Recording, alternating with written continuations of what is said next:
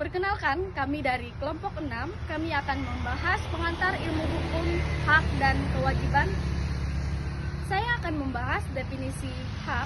Hak adalah klaim yang dapat diberikan yang dibuat oleh orang atau kelompok yang satu terhadap yang lain atau terhadap masyarakat. Berikut ini pengertian hak menurut para ahli. Yang pertama itu dari Kamus Besar Bahasa Indonesia. Hak memiliki pengertian tentang sesuatu hal yang benar, memiliki kepunyaan, kewenangan, kekuasaan untuk berbuat sesuatu karena telah ditentukan oleh undang-undang. Aturan kekuasaan yang benar atas sesuatu atau untuk menuntut sesuatu. Derajat atau martabat. Definisi hak menurut Swerjo Kwentakarto, hak dibedakan menjadi dua.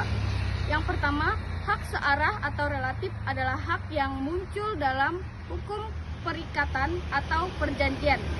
Yang kedua, hak jamak arah atau all-busit terdiri dari hak dalam HTN, yaitu hukum tata negara, pada penguasaan penagihan pajak, pada hak warga, hak asasi, hak kepribadian, hak atas kehidupan, hak tubuh, hak kehormatan dan kebebasan, hak kekeluargaan, hak suami istri, hak orang tua, hak anak, hak atas objek imaterial, hak cipta, merek, dan paten.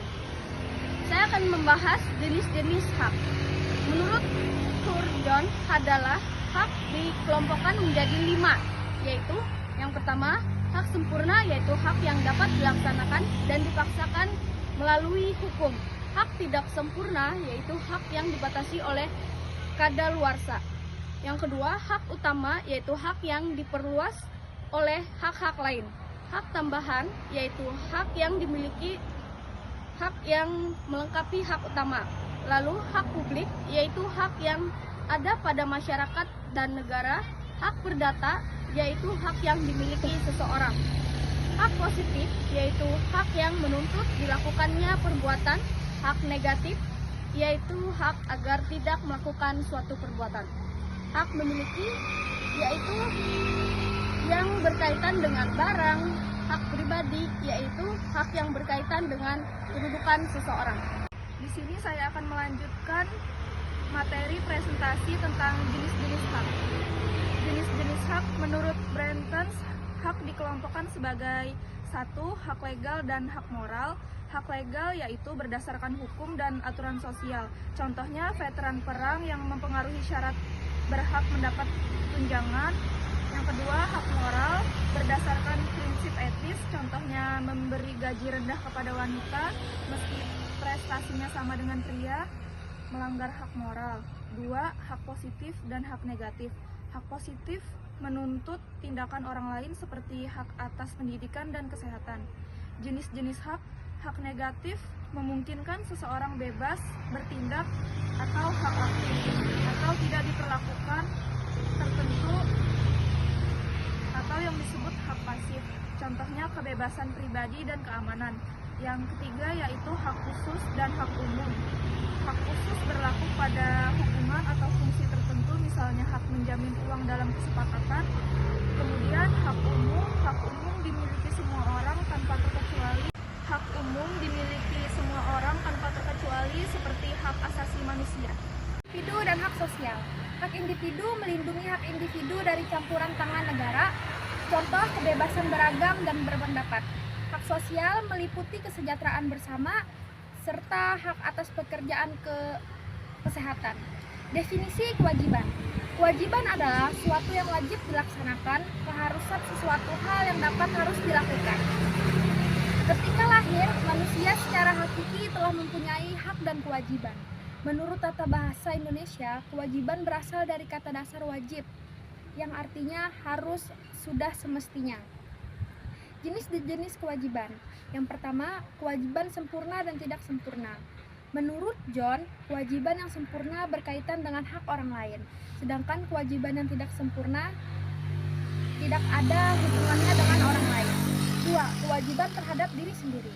Kewajiban terhadap diri sendiri adalah kewajiban di mana seseorang memiliki hak atau kesempatan untuk bertanggung jawab atas hidupnya, tidak hanya pribadi tetapi juga masyarakat. Baik, saya akan melanjutkan hubungan antara hak dan kewajiban. Hubungan hak dan kewajiban bersifat timbal balik. Hak memerlukan kewajiban dan kewajiban melahirkan hak.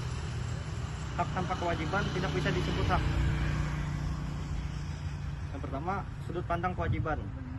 Tidak semua kewajiban menghasilkan hak yang sama. John Stuart Mill. Yang pertama, sudut pandang kewajiban. Tidak semua kewajiban menghasilkan hak yang sama. John Stuart Mill membedakan antara kewajiban sempurna dan tidak sempurna. Yang kedua, sudut pandang hak. Hak selalu menuntut kewajiban yang terbagi menjadi hak negatif dan hak positif. Hak negatif, kewajiban orang lain untuk tidak ikut campur, contohnya privasi. Dan untuk hak positif, kewajiban sosial untuk keadilan. Ya, kewajiban sosial untuk keadilan, contohnya pendidikan. Lanjut, hak mutlak. Suatu hak bersifat absolut jika berlaku mutlak tanpa pengecualian. Kita bisa mengatakan juga bahwa suatu hak bersifat absolut jika berlaku selalu dan di mana-mana, tak terpengaruh oleh keadaan. Yang mempunyai peluang lebih besar untuk dianggap absolut adalah hak-hak negatif pasif. Hak-hak positif tidak akan bersifat absolut karena hak positif bisa menyebabkan konflik dengan orang lain. Yang memiliki hak dan kewajiban. Manusia adalah subjek hak karena hanya makhluk yang memiliki kesadaran diri dan mampu mengenali dirinya sebagai aku dapat dianggap pemilik hak. Kepemilikan hak juga menuntut pemahaman akan hak tersebut dan batasannya. Hubungan hak dan kewajiban tidak selalu simetris. Kewajiban tidak selalu terkait langsung dengan hak, melainkan seringkali didasari tanggung jawab moral atau sosial. Tanggung jawab berfungsi sebagai pedoman yang melampaui kewajiban legal, mengarahkan manusia untuk bertindak etis dan adil dalam kehidupan sosial. Teori mengenai hak dan individualisme. Keberatan terhadap teori hak muncul karena dianggap merugikan solidaritas masyarakat. Karl Marx berargumen bahwa hak atas milik adalah hak paling mendasar dan dapat menimbulkan ketidakadilan, seperti yang tercantum dalam Undang-Undang Dasar Prancis 1973. Jika negara mengatur semua aspek kehidupan, hal ini bisa memperkuat pandangan bahwa hak-hak manusia mengancam masyarakat. Oleh karena itu, penting untuk mengintegrasikan hak individu dengan tanggung jawab sosial agar dapat hidup berdampingan. Diskusi tentang hak dan tanggung jawab harus terus berlangsung demi kepentingan bersama. Yang terakhir yaitu kesimpulan. Berdasarkan keseluruhan materi, dapat disimpulkan bahwa hak adalah klaim yang dapat dibenarkan oleh individu atau kelompok terhadap orang lain atau masyarakat. Jenis hak menurut Curzon terdiri dari hak sempurna, utama, publik, positif, dan milik, sementara Bertens membaginya menjadi hak legal, moral, positif, negatif, khusus, umum, individual, dan sosial. Kewajiban adalah hal yang wajib dilaksanakan, berbeda bagi setiap individu sesuai dengan jabatan atau kedudukan sosial. Terdapat dua jenis kewajiban, kewajiban sempurna dan tidak sempurna, serta kewajiban terhadap diri sendiri. Hak dan kewajiban saling timbal balik, di mana hak dapat bersifat absolut dan melekat pada manusia, berhubungan dengan teori individualisme yang menekankan harkat individu. Sekian dari saya, terima kasih.